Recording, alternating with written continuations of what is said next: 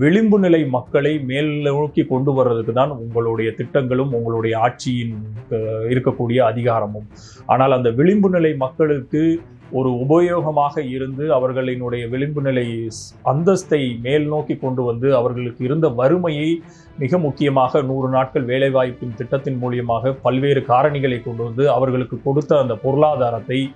கையில் வைப்பது, அதை போய் நீங்க குடித்து இழுப்பது அப்படி என்பது ஒட்டுமொத்தமான ஆட்சியாளர்களுக்கு, எந்த ஆட்சியாளர்களுக்கும் அது உகந்த ஒரு செயலாக இருக்காது.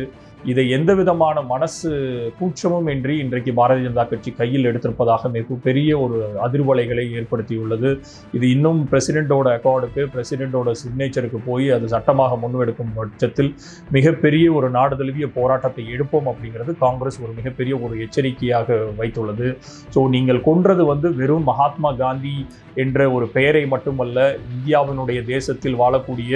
கிராமப்புறங்களில் இருந்த ஊரக வேலைவாய்ப்பை நாடி இருந்த அந்த வயதானவர்கள், அந்த வேலையே கிடைக்காத, எந்த வேலைக்கும் செல்ல முடியாத ஆட்களுக்கு கிடைத்த இந்த ஒரு ஒரு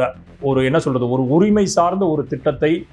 கையில் எடுத்து அதை டைல்யூட் செய்து அதை ஒட்டுமொத்தமாக அந்த திட்டத்தை மறுதலித்து செய்வதற்காக எடுக்கக்கூடிய இந்த முயற்சியை முளையிலேயே கிள்ளி எறிய வேண்டும் பாரதிய ஜனதா கட்சி.